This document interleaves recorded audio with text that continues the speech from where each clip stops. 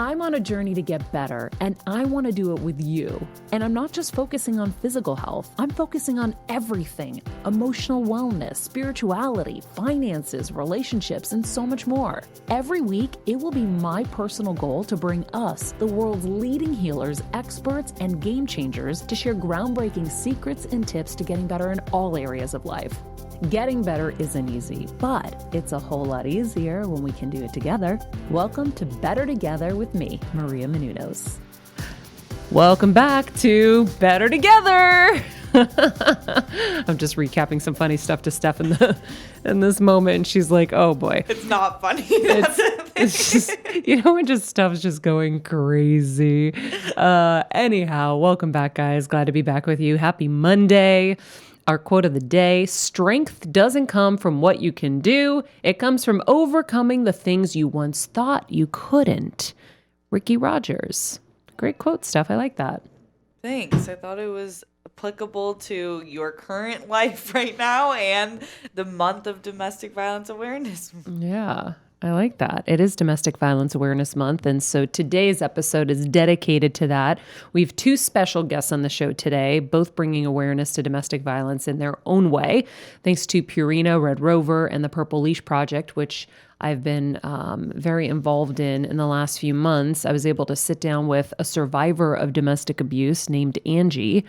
Her and her dogs are safe now, thank God. And I know her strength and her story will not only move us, but it will help educate us, because I wasn't aware of the statistics. And I didn't know until Purina put this project together that 1 in 3 women experience domestic abuse in their lifetimes, and only 10% of domestic violence shelters allow pets.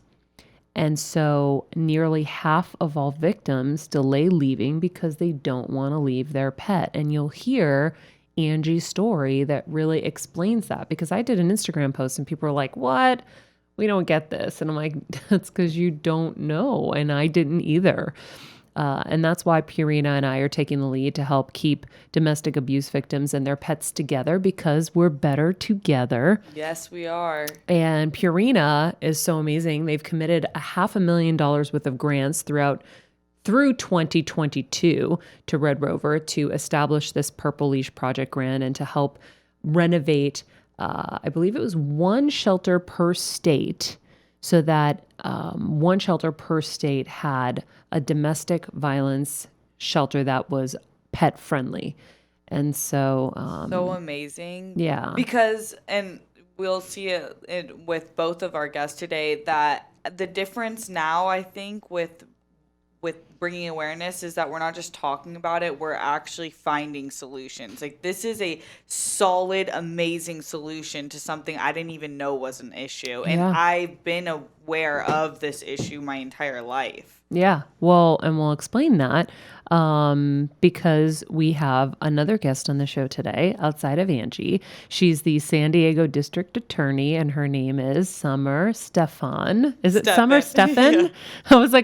I always said Stephan because Kevin calls you Stephan. And I'm like, wait, is that where he got it from? No, he always calls me Stephan.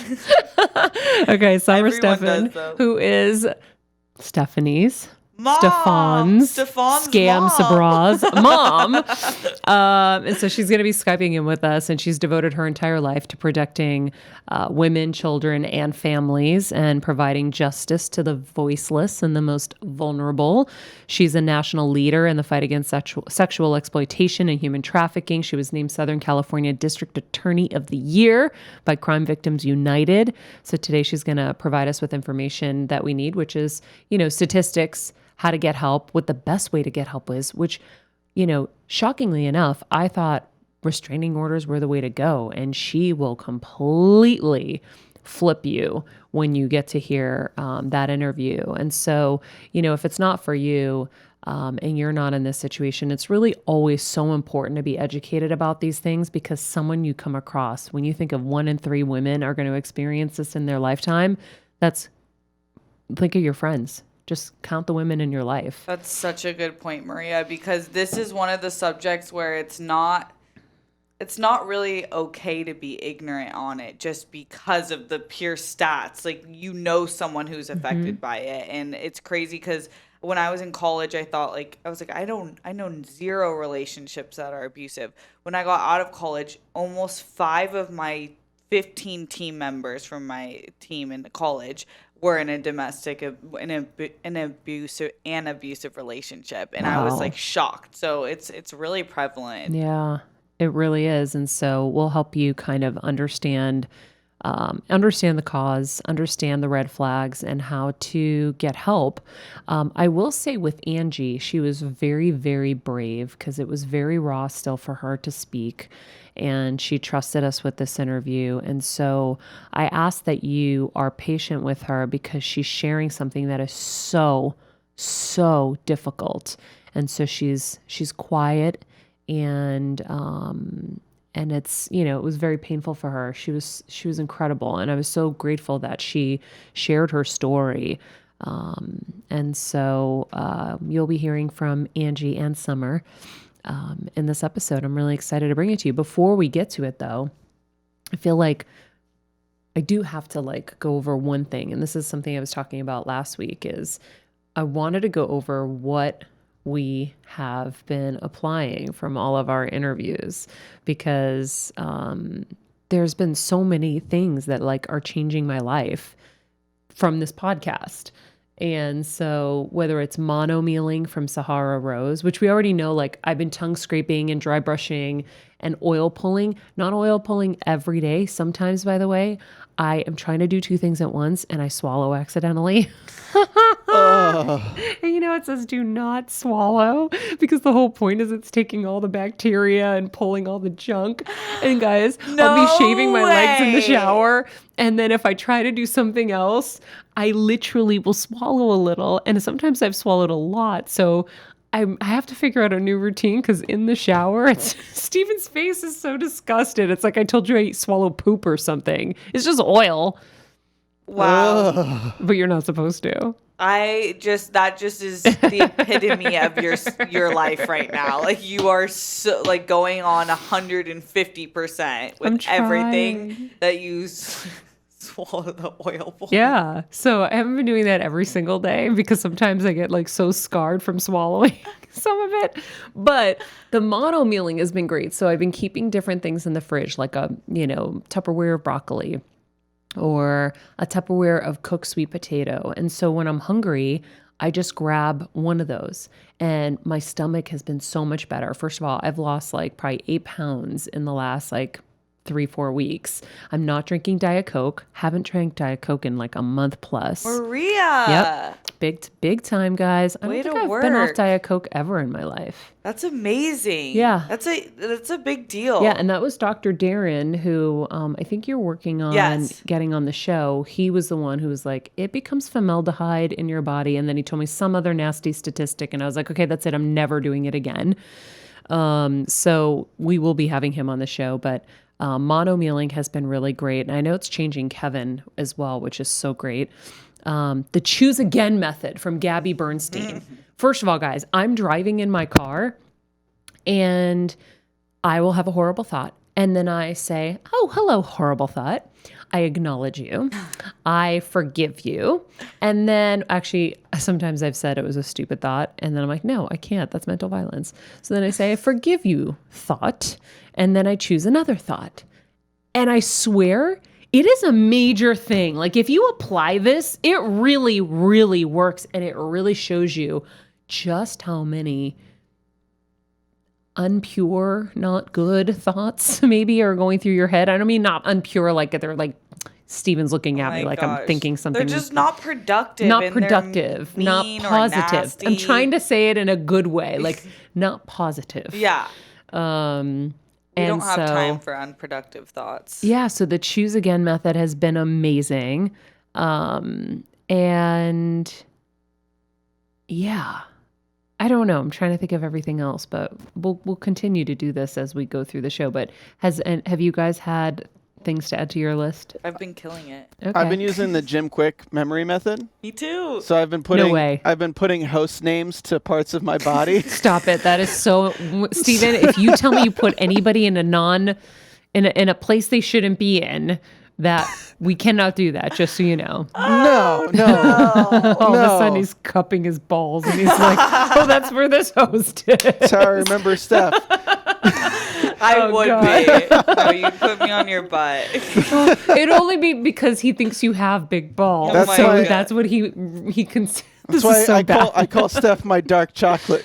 Oh my God. Okay, what else have you learned? No, I put people to like my feet and my hands. It's and really my helping you, ears. huh? Yeah, it's cool because we have over 300 hosts. So it's like, oh, I can't remember people's names very well anymore. That's great. I haven't applied that yet. I should, but I feel like my head's about to explode with everything I'm doing with my mom, that I can't really care about my memory right now as much. Yeah. Maybe it'll help your mom though, because if she's like trying to figure out what pills to take, like 1 p.m. hand. My mom that's can't this. remember her They're- pills. Guess who remembers her pills? Me and my dad. Well, then I guess 1 p.m. hand. Yeah. This is the. The other thing that I've been trying to cut back down on red meat ever since our Christy Funk interview. Ooh, that's big. I'm still eating red meat, Yeah. but I'm like not eating it every day Yeah. because I was definitely eating it every day. Wow. Me too. I'm paying attention to it as well. Although I just found out I'm slightly anemic again.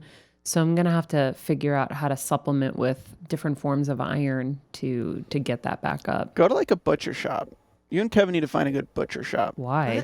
It's different. It's like different kind of. It's not as overly processed meat. Does that make Okay. sense? Okay. There's a difference in quality between like butcher shop meat and like what you buy at the Well, store. you know, my dad was a butcher. Really? Yeah, my dad and my godfather. So I grew up around that. Well, my dad was a butcher before me, but my godfather owned a butcher shop back in Davis Square in Somerville, Massachusetts. Wow. Costas And- just got like 10 times more terrifying. Yeah, it was called McKinnon's Meat. And so my dad used to go in there and yeah, oh my God.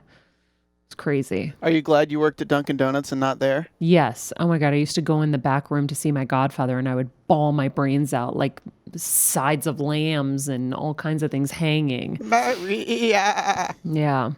Sorry. You know what? Kevin taught me something yesterday, and I don't know, I hope I say this properly, but there was something about lamb that that you can't give it anything like hormones or toxic stuff because it will die, I guess. So lamb meat is supposedly super pure. Not that I want to eat little lambs, but you know what I mean. Anyway. Yeah. Okay, what else, guys? I've been doing 2 to 3 cups of green tea a day. Ooh. Yeah, I've been really Oh, wait, good I've been at- doing the green tea too. You have? Yeah, but I Have you forgot the been last 2 peeing days because I've nonstop? been out of the house. So I haven't been able to do it as much. It's caused me to pee nonstop. Yeah.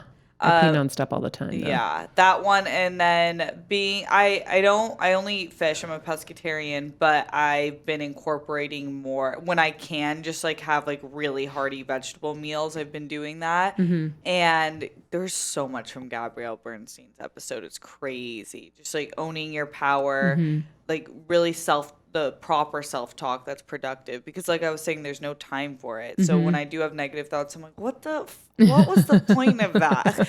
Served Yeah. me nothing. Yeah. Like, does it serve me? No. And with Sahara Rose, I've been cutting out I used to eat like really cold food in the ice, and I've been trying to, like, even when I get green tea, I'll be like light ice, Yeah. so then it will melt and then it'll be okay. Yeah. Yeah. I've been really focused on that too, actually. I'm glad you brought that up. You know, like most of the time now, actually, really, I only ordered an iced coffee yesterday because at Coffee Bean, they only give you a little ice and it's like shredded ice. Yes. So, and they ended up accidentally giving me hot coffee. And I was like, okay, it was meant to be, not supposed to have it. Oh, and my eyebrow tip. Again, I'm just going to give you this eyebrow tip. So Dimitri, when he does my eyebrows, I'm obsessed, right? He does this like little thing with the pencil on the top and somehow it's like so magical and I just can't figure it out. And so I found myself looking at a Kylie Jenner makeup tutorial that she was doing. And she taught me how she does her brows, which is she combs them down and fills in the line above. Have you ever seen that? No. Okay, hold on, Steph. I'm going to blow your mind. So I've been on this eyebrow kick of I want my eyebrows to go back to the way they were when I was little, and they looked really fresh and natural. So I haven't tweezed my eyebrows in like a month. So you'll see all the I hairs don't underneath. see anything. They look so good. Okay, so literally haven't tweezed my eyebrows. It may be longer than a month, but you'll see all of these little hairs here that make it look so youthful and young. Because I'm like, I'm kind of tired of waxing and plucking and doing all this stuff. Like I have a good shape. And I want them to look like a teenager for some reason. I just have this like thing right now. And so, but there's one thing that I really enjoyed. So I was like, I do want the line of them to be a little stronger. So I comb them down and then I use this Anastasia powder and I just draw the line at the top all the way down. And then I comb them back up. So they're not filled at the bottom. They're not filled in the middle. It's just that one line that gives you that like more of an outline. Wow. And it's gangster. Well, yeah. I mean, I was kind of distracted at the beginning of the episode because your face looks like your skin looks so good, but a big part of that is your eyebrows are crazy. Okay, so that is the trick. Whoa. So first of all, I kind of tried today because I'm going out later and I wanted to make sure I didn't have to deal with it later. And guess what foundation made the biggest difference? So I made a little mixture. But I'll tell you, Annie Lawless's all natural organic foundation gives the best glow, period. And it's all natural. So Annie Lawless. Yeah, she was on the show. Not on the Better Together version. She was on the Conversations version, but she's in there if you guys look. She created an all organic makeup line. And her foundation is pretty unbelievable. And it always gives me an incredible glow. So I did mix a little lighter of a Marc Jacobs to I used her dark one and then a little of that. But yeah. Wow. That's the deal. Writing this down. Mm-hmm. So that's my tip. Your interview with me. Everybody else gets to give life-changing tips. I thought I'd throw one in for myself. Guys, eyebrow tip, although it comes from Kylie Jenner. It's then, spit out by me, but I will give you that foundation tip. Thank you. We all need some good eyebrows. Listen, I was really kind of excited by that. I'm like, no one told me to comb them down and do that.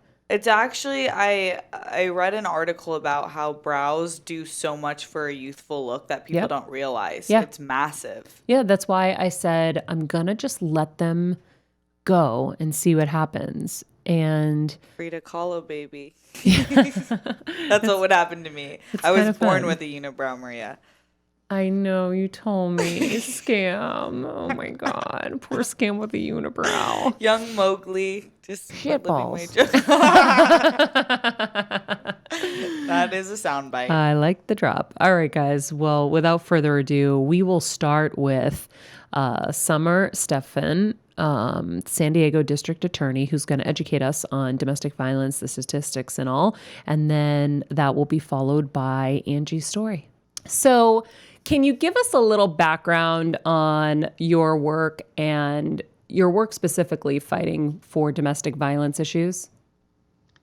So I've been prosecuting for about 30 years. I rose through the ranks to become the elected district attorney. But along my career, my focus was to give a voice to the voiceless. And often those are the victims of domestic violence. Because of stigma and shame that society brings to these issues, I realized early on that they need someone to fight for them and they need the system to come around them. So I've worked on a lot of the innovations in law enforcement and prosecution that protect victims of domestic violence, sexual assault, and human trafficking. And often there's an intersection between all three. Oh, wow. What is the intersection? Well, it's really interesting. We're finding that a lot of the things that are suspected to be some minor domestic disturbance, when you really dig deep and you know to ask the right questions, you see that it's actually a relationship of pimp and a victim, and that it is a another form, another level of domestic violence where the abuser is profiting from their intimate partner by selling them essentially as prostitutes for sex. Wow. What are some of the most important stats on domestic violence? Can you share those? Well, domestic violence, sadly and shockingly, is still the #1 killer of women in the United States. In terms of violent crime, half of the murders of women across the United States are really related to an intimate partner violence. It is usually a former or current boyfriend or husband who ends up killing this woman. So that's a shocking statistic, that really someone that's supposed to care and love you is the one that ends up ending so many women's lives. In San Diego County alone, that's the second largest county in our state, the fifth largest in the country. This last year, we had 18 homicides that were an intimate partner violence that escalated to the point of ending somebody's life. And the big tragedy in domestic violence homicides is usually the offender is arrested and the victim is dead. So if there are children in the home, they essentially end up orphaned, for lack of a better word. So, and it also is a cyclical thing, meaning we see generations of violence. And what we're looking to do is to break that cycle of violence.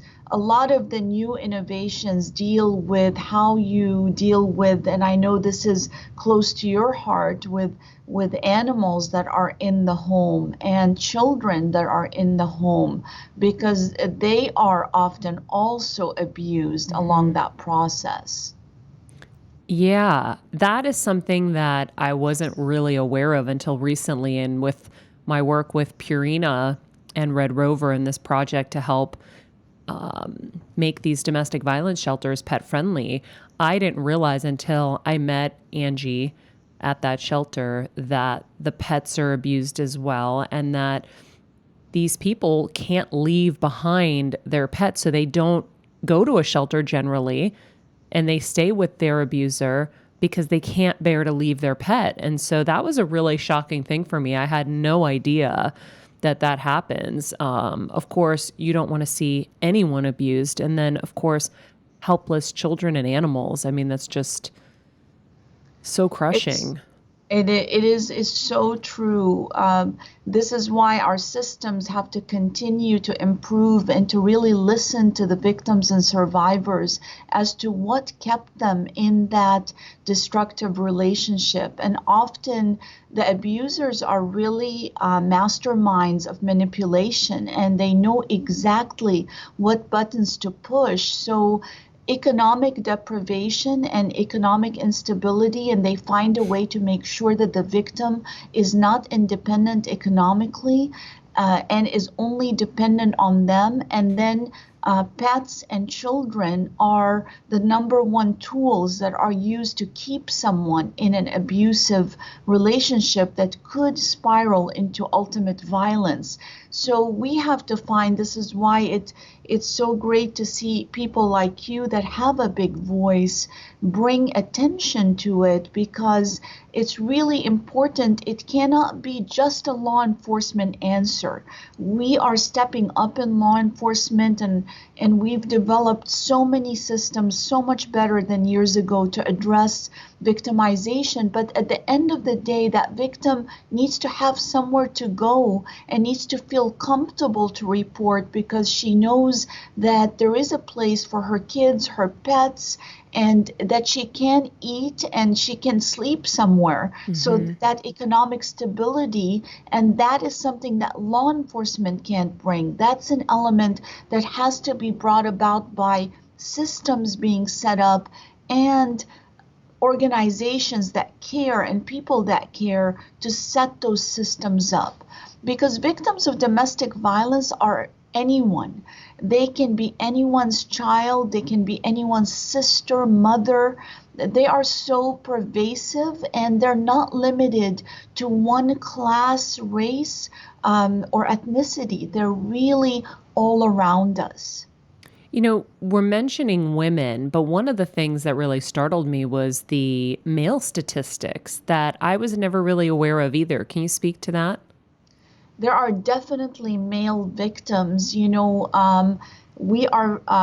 We fought recently and won, which was a parole hearing for a woman who killed her past husband and his current fiance. And it really shocked the community because it was just very cold, very callous, lots of practicing that the woman did with a gun at a range to make sure that she's able to shoot and kill them. And it was a very prominent legal figure in the community, and it left a gaping hole. Now, people do get their emotions hurt with divorces and breakups, but obviously violence and murder are not the answer.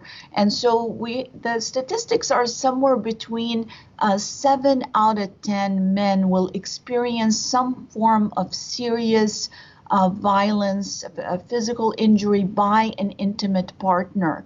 And what we hear again are that the same types of elements are used by the women abusers. It is a kind of threats regarding custody of children, or other types of threats about exposing them in their business field or in their kind of social circles. So they stay in these abusive relationships. And I think that people want to get back to that person that they fell in love with in the first place.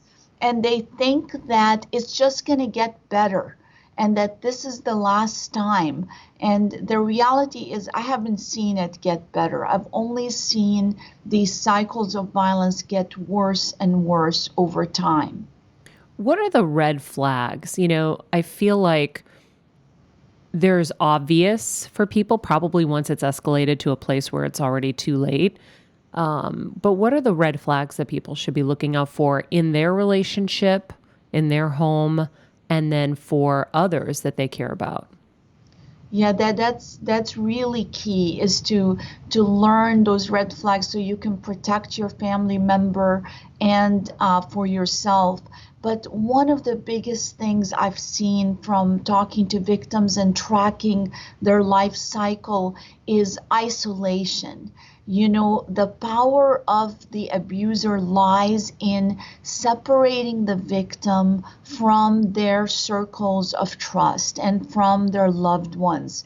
It almost, the victim begins to push away her family, her neighbors, her friends, one out of shame because she's embarrassed or he's embarrassed to share, because there's a little part of them that thinks it's their fault, that they brought this on themselves, they made this choice of this particular partner, so they kind of have to live with it, that it is their choice. So there's some self-blame.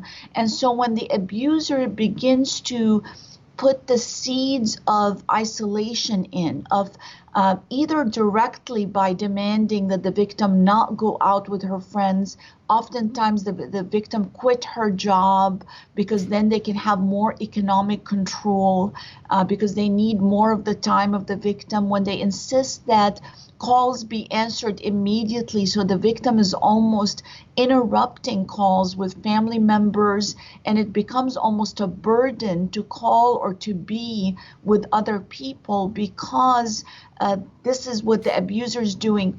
This is the salient feature that we see in almost every domestic violence. This initial building of isolation, of isolating the victim from her trust circles, so you can't even seek help because you've now pushed your family away, you've pushed your friends away, and you start to be all alone, and you're completely dependent on the abuser, who convinces you they're the only one who truly cares for you, because after all, you see how your friends don't care about you, your family doesn't care about you because you push them out. Another red flag is really finding that you are losing the ability to control economically your finances. You're being asked about your money, your savings, everything to do with your finances, so that you are economically, again, isolated from stability. Those are subtle things that are not like the bruising and the different signs that people are generally looking for. Honestly, our abusers are not dumb, and we see that they learn to put the marks places where people can't see them. They are very, very careful often, so you're not going to see those visible signs. You're going to see a look in somebody's eyes like they're more distant. They are further and further away. They're distractible, they're distracted, they're in a hyper vigilance. They're kind of watching, they're worried what's going to come at them at that moment. So those are some of the subtle but very, very clear signs of that something's going on. Wow. What do people do if they are questioning their relationship or their situation? What's their first step? I would say to educate yourself. So sometimes the response, and it is sad that this is the response, is to go out and get a restraining order. But the reality is that in the first 72 hours of getting a restraining order, that is when we see the violence truly escalate to almost homicidal. Wow. So what the victim needs to do is to take a deep breath, educate themselves. There is so much information out there. There's a 24/7 in every language national domestic violence hotline that they should at least visit that hotline, visit the website, and learn about relationships, learn about what a healthy relationship looks like. What are the red flags? The information is fully out there. And then what are the step-by-step to prepare? Because you don't, most of the circumstances, someone doesn't have to suddenly get out. They have time to start to make sure that they have some financial resources diverted in the right way to themselves. Just a little bit of funneling. They're able to get a free credit card check to see if they're able to surreptitiously get their own credit card and credit separate from the abuser. They're able to look for shelter or a safe place to go ahead of time. And then when they do get the restraining order, they need to get it using a family justice center, a center that is specialized in domestic violence, that can make a safety plan with the victim of exactly what they need to have and what they need to do, including potentially changing their phone completely at the time that they leave. There are phones that we give victims that then they can leave their initial phone. There are many, many things that can be done, but it can only be done with the help of professionals so that our victims are really safe and protected as they leave these abusive relationships. So is it better to get a restraining order after you've already left and you're somewhere safe? That would be ideal. That would be absolutely ideal to do it that way. But if you're going to get a restraining order because you know that the abuser is on a trip or they're already not in your house, but they're stalking you and they're continuing the communication, then you want to have a plan, especially for the first 72 hours, to not be anywhere they may think you are. Got it. Oh, wow. There's so much to think about. I wonder, the other quick thing I would say for anyone listening is, I'm sure they know your passcode to your phone. So as you're researching, going into your Safari and what is it called? Like deleting cookies or whatever. History. Yeah, deleting your history, your browsing history is going to be really important so that they don't see that you're researching this stuff. That's so right. And we've even had some stalkers and domestic violence type folks that put an app where they can track the phone. They're GPSing the phone, like find your friends. And this is why getting a whole new phone, if the threat assessment by the professionals, and we do this in our DA's office, we have a high risk team that works on assessing what the level of risk is.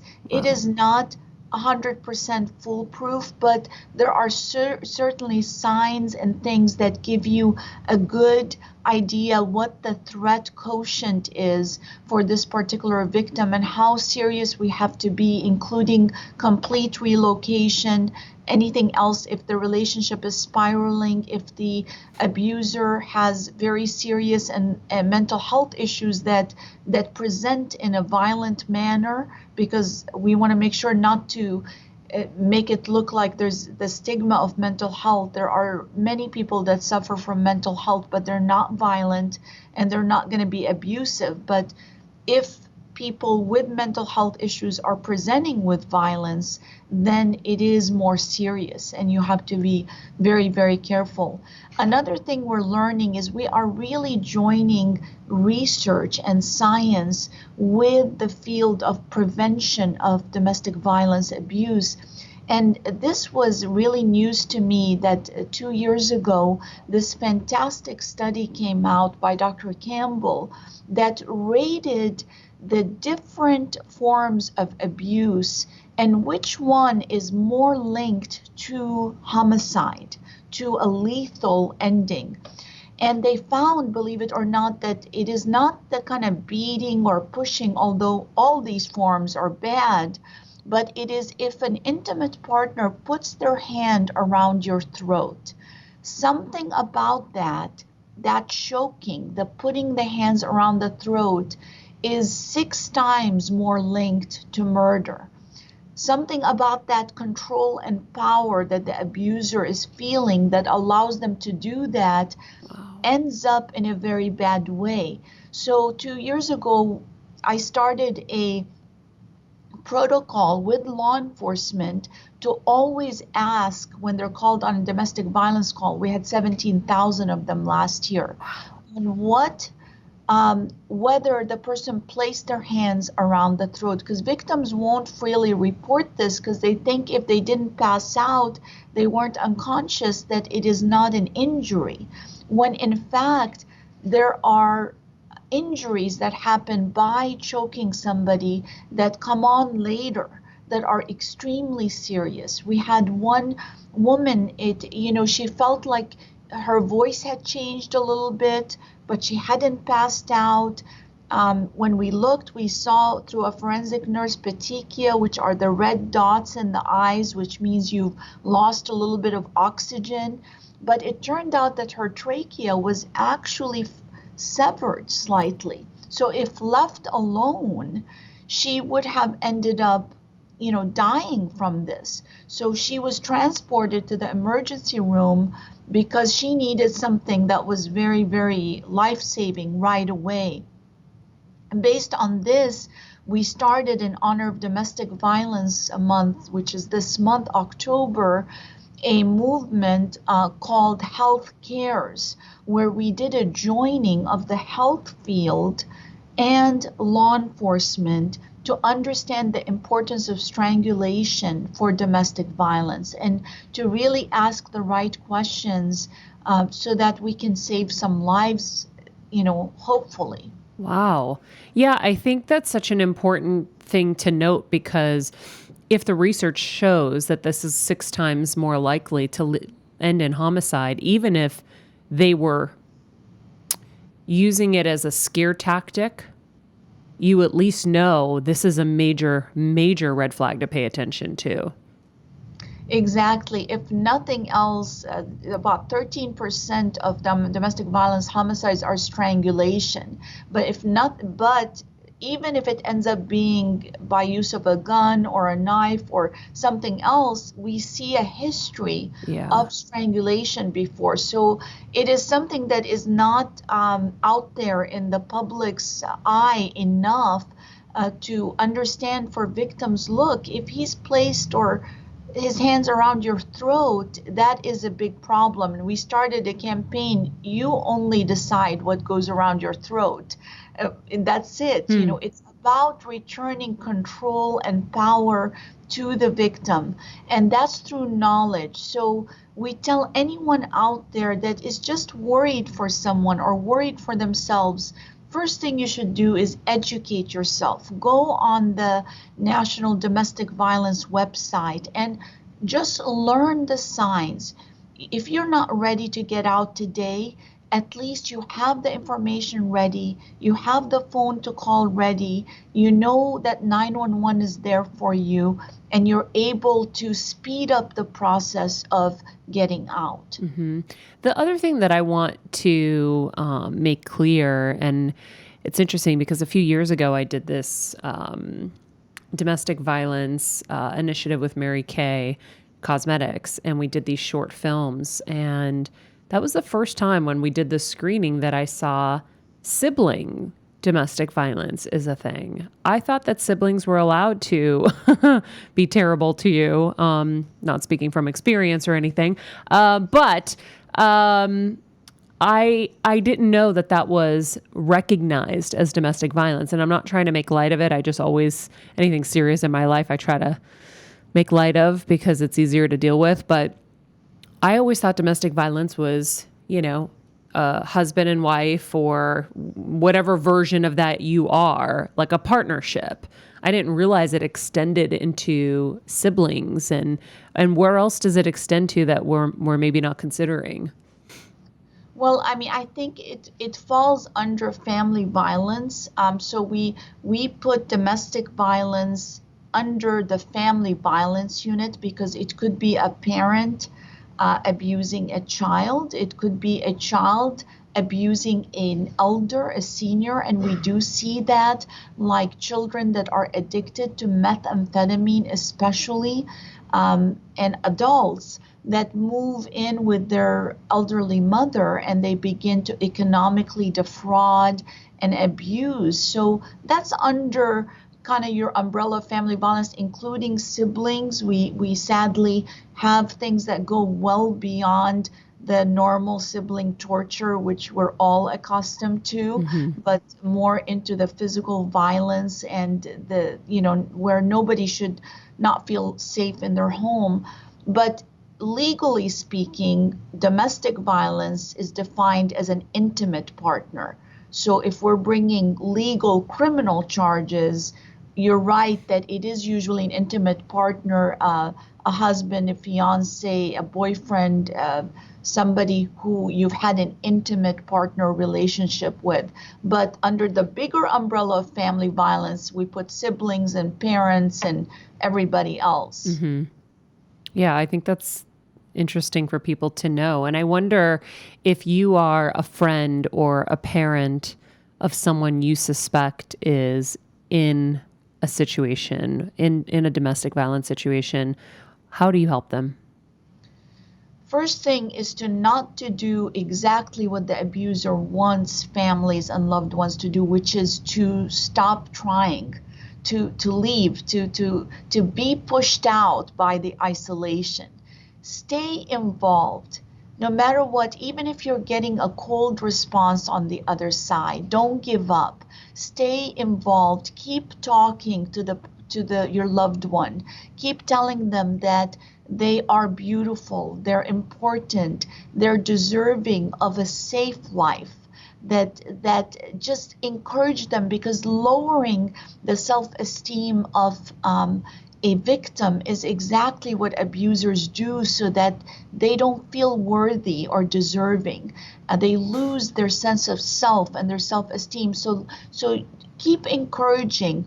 Provide information in a non-pushy way. Let them know that you will always be there for them. And then, if needed, call 911. If you are actually witnessing domestic violence, or you know that there is domestic violence, you have to call police. You may be the one that has to make that hard call, because it can be the beginning of a new safe life. Everyone deserves to be safe, especially in their own home, in their own relationships. It's terrible enough if you're out there. This is why I care so much about this issue. You're out there and maybe your park is not safe, or your street is not safe, or your workplace is not that safe, but your home should be somewhere that's safe. People deserve that. So true. Summer, thank you so much. Before we go, I have to ask you, we ask everybody, since the show is called Better Together, how are you getting better every day in your life? I know that you work round the clock, and your mission is your life. So is there something you can share with others who are in the same boat that's helping you in your day-to-day? Well, for me, it is staying connected with what is the most important, which is my family. I think a lot of professionals and professional women sometimes think that in order to succeed, they just have to care about work, and they kind of lose their sense of family and their sense of, and then they lose a part of themselves. And, I have an amazing family, and I stay connected with them, and they feed my soul, and hopefully I feed their soul a little bit. So that's how I think I survive, because what I see every day is very painful. It is not a happy field, providing public safety, giving a sense of justice. You see people when they're broken, when bad things have happened, but I stay connected to my family, and that keeps me healthy and smiling. Oh, well, lastly, I will say you have raised a wonderful human being that we get to enjoy every week here on this show. Stephen, thumbs down. You're dead. You're dead to me. They can't speak because we have a little audio issue in the booth, so Stephanie can't jump in, but we love her, and we're so happy that you were able to join us and be a part of the show. It's like a family affair today. Well, that makes it extra special, and you are an extra special human being. Everything that you're bringing to animals, to people, it makes a big difference. Like Mother Teresa said, none of us do big things, but each of us can do something that will make a big difference. And you're making a difference. This show makes a difference. And if my daughter is a part of it, that just makes my heart sing. Oh, she is definitely a big part of it. She definitely is making a difference right alongside us. Stephen is too. We all are making a difference together because we're better together. All right. I hope you guys enjoyed that interview with Summer. And now here's Angie. So Angie, I guess let's just start with what brought you here. I had a partner of 5 years, and a very loving man, treated me like gold, never fought. He had me laughing all the time. And on the 5-year anniversary to the day, I was attacked, and I almost died. Yeah, no worries. That has to be so hard for it to come out of nowhere. Was there something that changed with him that, He started doing heavy drugs. Yeah. And he snapped. I was confronting him about some behavior that had changed that I saw, and that was all it took. Wow. And so what happened after that? He was escorted by the police off the premises, and I was there alone and looked around me, and my whole house was a mess, things everywhere. And I walked in my bathroom. Excuse me, guys. Don't worry.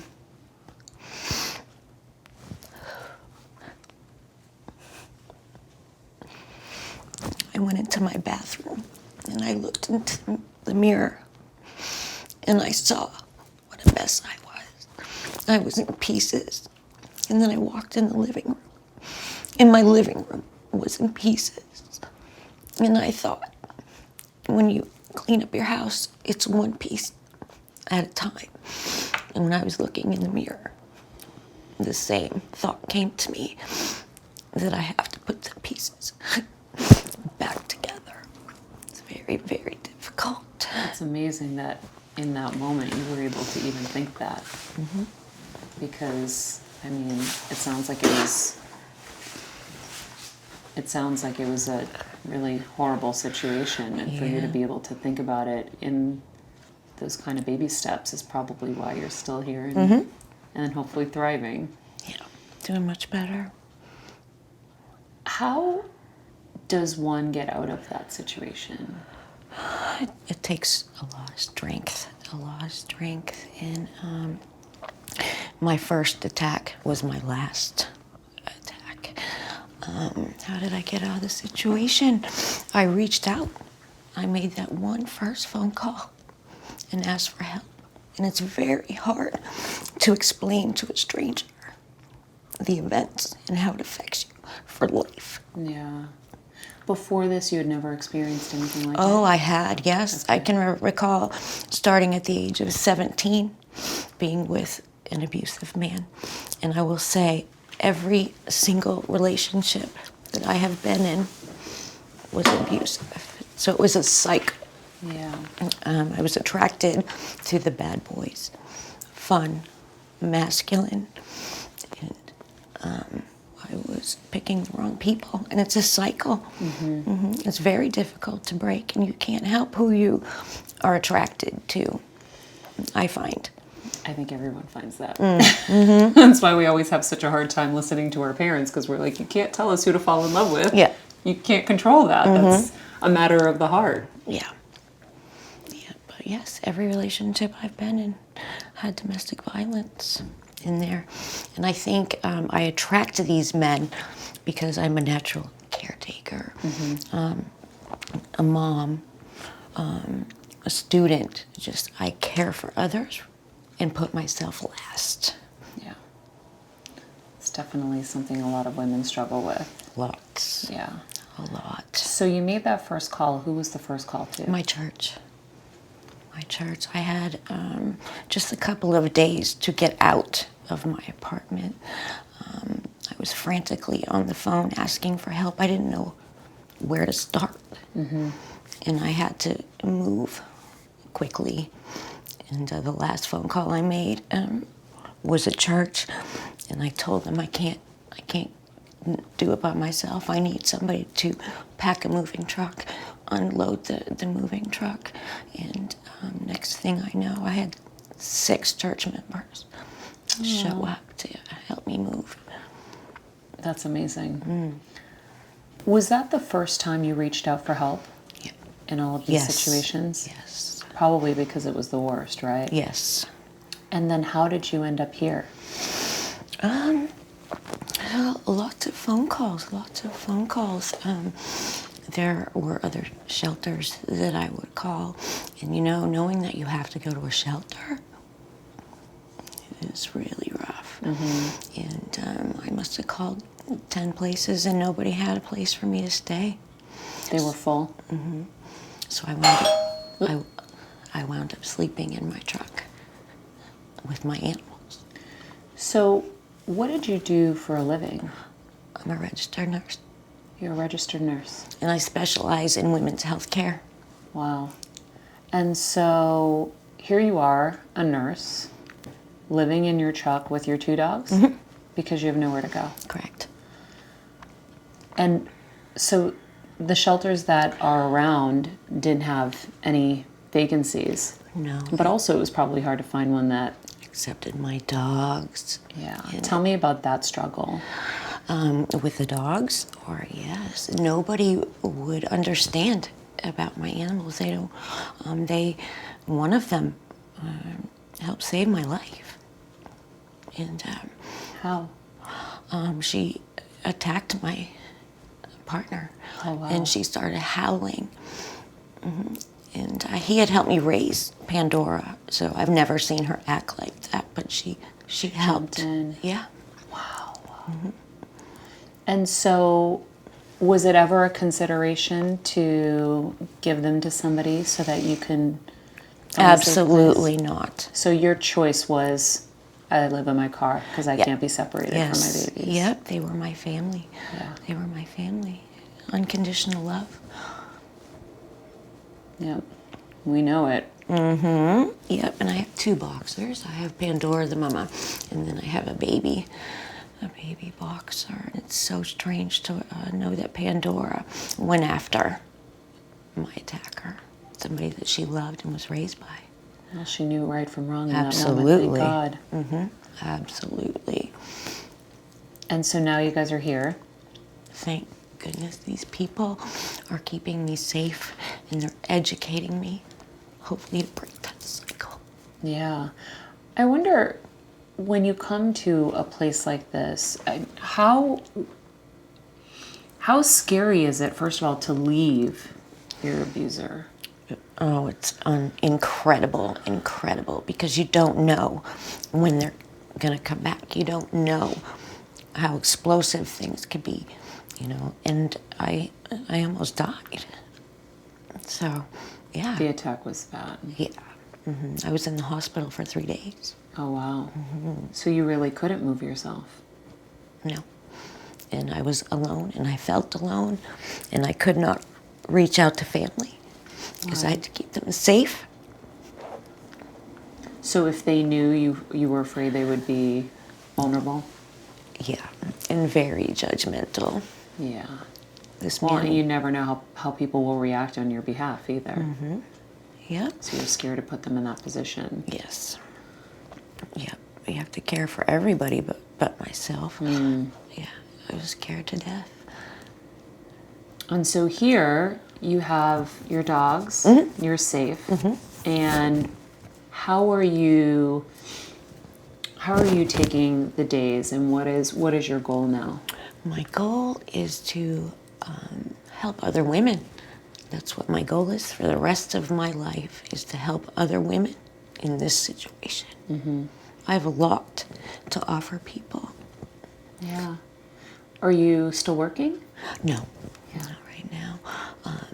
But the funny thing is working in women's health, I was often, frequently educating these women about domestic violence. Because you knew firsthand.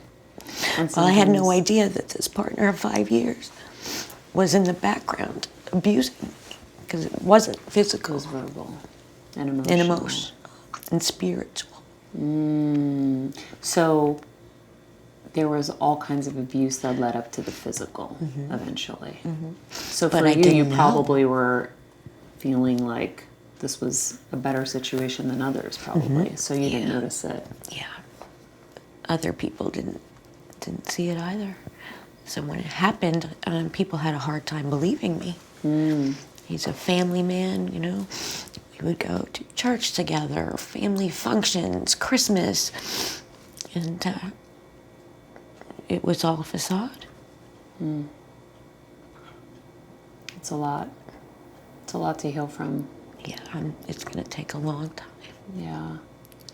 Well, luckily you're in a safe place. The people here are wonderful. Yeah. They help reach out to the community. I didn't know where to start. I'm sure. I can't even imagine. It's really, really hard. And they accepted my pets, my dogs. They are my emotional support, because I don't have family right now. And like I said, I was sleeping in my truck. And I came here, and they're changing my life. Yeah. What do you think of the projects that we're undertaking here today? I can't believe it. It's unreal. I've never heard of this before. And it's so important to have unconditional love. They're quiet, they're there, you can cry on them. They know, it's do. great. I would not have given my dogs up. Yeah. No. What do you want people to understand about the bond between people and animals, and then specifically with situations like these? Because, when people don't know, they can't understand. They're not just dogs. they're not just dogs. They're protectors. They are quiet, and they understand. They can feel your emotion. I don't know how emotionally I would be without my dogs. I couldn't be around friends, family, so I have them. Yep. I feel you. They're my little healers too. Yeah. And to have a facility that helps change your life, to allow your pets to come with you, is amazing and very healing. Love it. Well, that's what this project is all about. At least there'll be one in every state for people to go to. And then hopefully, as awareness is raised, there could be more.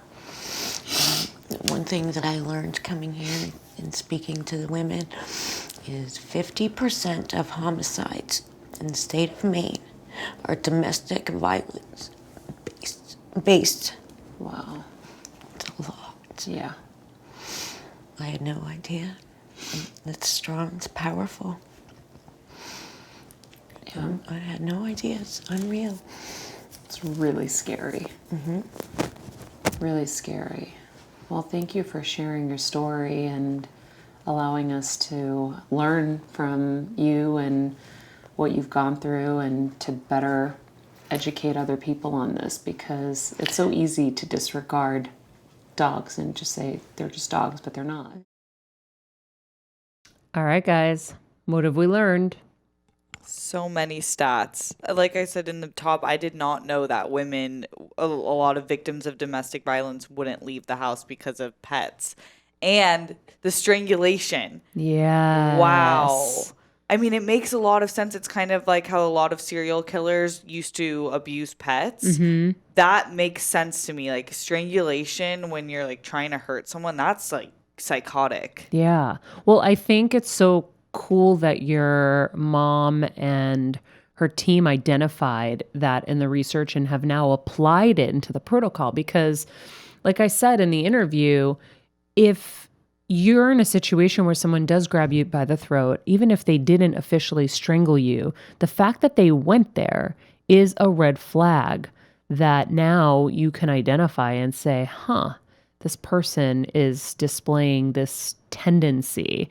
And then just the idea that getting a restraining order could be the quickest kind of way to your demise if you don't do it at the right time and in the right way. So you really need to know that you need assistance to kind of have someone map out your plan for you on how you're going to detach and get away from someone in a situation like this. That's why even at the shelter that we renovated in Maine with Purina and Red Rover for the Purple Leash Project, no one could know where we were. We had to take our location devices off our phones and make sure that we didn't mention where we were, because these victims need to feel safe and that their abuser can't come find them, because that's the scariest part is, if someone's escaped you and you're the abuser, you want to find them. And so And technology just makes it so easy yeah, nowadays. yeah, we had to be so careful. So, and I never knew, I never knew that the pets were abused as well, and just kind of what went into all of it. So it was really eye-opening and really important to know. And I'm really proud of the fact that I get to be a part of these projects with Purina, because I'm always learning, and I get to use my platforms and my voice to help people, which is really cool, and I really enjoy it. So if you guys want to participate in your way, since it is Domestic Violence Awareness Month, take a picture of you walking your dog. If you got a purple leash, even better.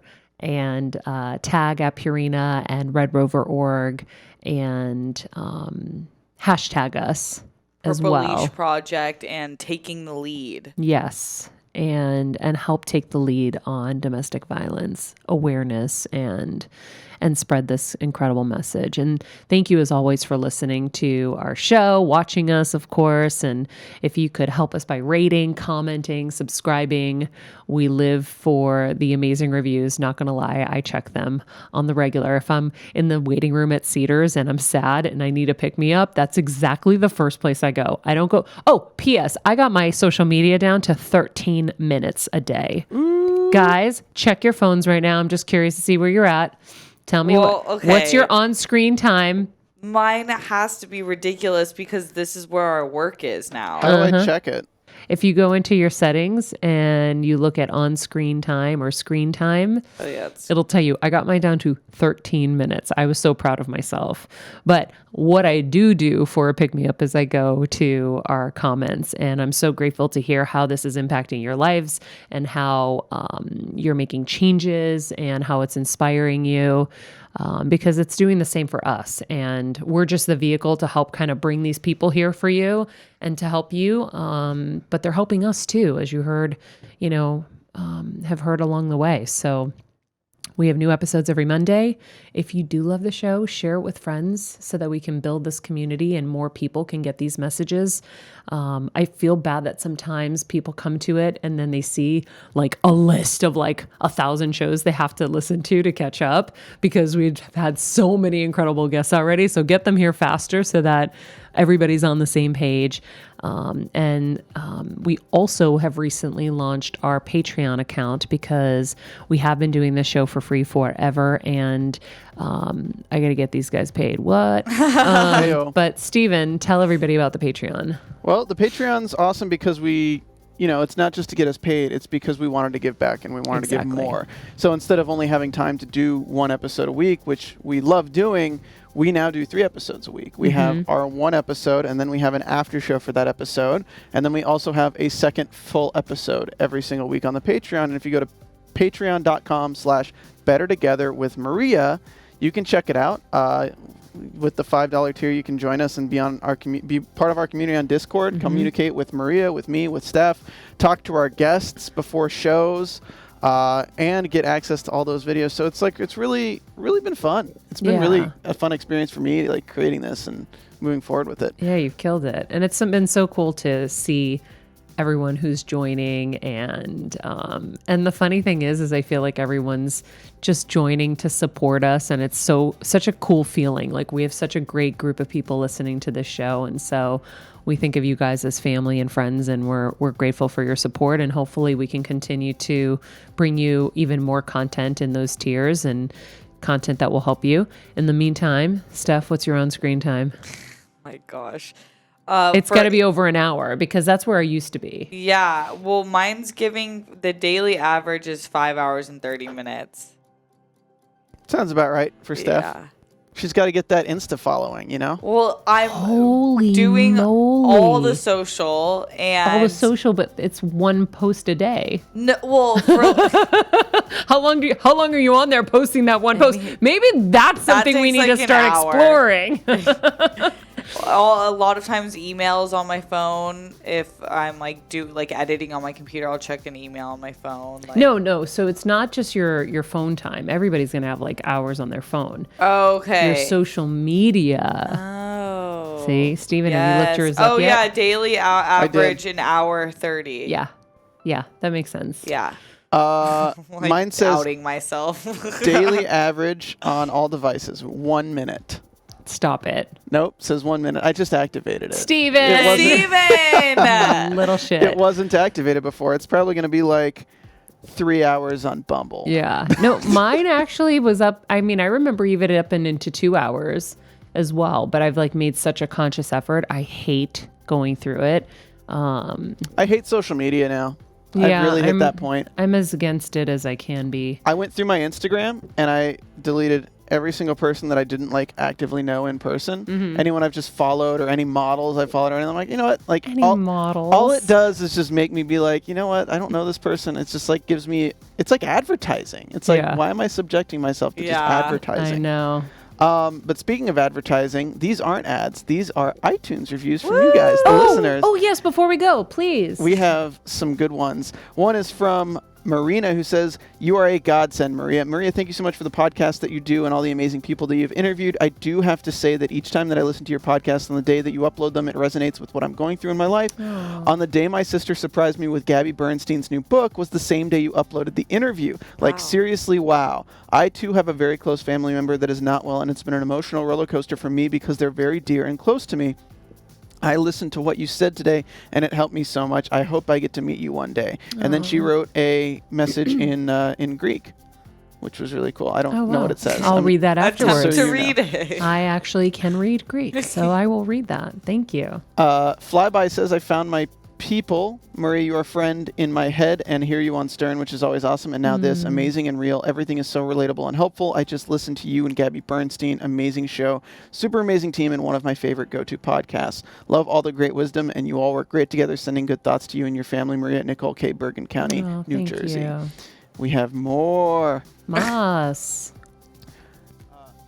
C. Cloves Jack says, "Maria, thank you. I've been an avid listener for so long now and have grown spiritually right along with you. I have such a collection of resources because of your guests and have been exposed to things that have stayed with me. I'm a celery juice addicted, tongue scraping, Abraham Hicks listening spirit junkie. Thank you for being that reassuring voice every Monday that grounds me and reminds me that of all I have to be excited about in this physical realm." Oh, that's amazing. Marilyn Quamer says, "I love, love, love your podcast." And 4 heart emojis. That's a pretty good comment. Amen. And then Tia Tejada says, "Inspiring, informative, real, and interesting. The show has interesting guests that open our minds and our hearts. Maria is adorable, funny, and natural. And the energy of the show is positive, and Maria brings depth, character, and true beauty." Wow. Damn. Ego boost. No. So sweet. It's so sweet. It makes my day. Thank you guys so much. Like I said, I seriously, every time I need a pick me up and I'm sad or, you know, whatever's happening with my mom or whatever, I literally go there and it lifts my spirits so much. So thank you. We're all in this together. In the meantime, if you or a loved one is in danger, speaking of our show, know that the domestic violence hotline is always available to you. You can reach them at 1-800-799-7233. We'll also put that up in the summary of this podcast. Follow us at Maria Menounos, at Purina, at Red Rover Org. Of course, you can also search #Purple Leash Project, at Summer Stephan, at Steph Sabra, at Stephen Lemieux Photo. And remember, be nice people, make good choices, and be present.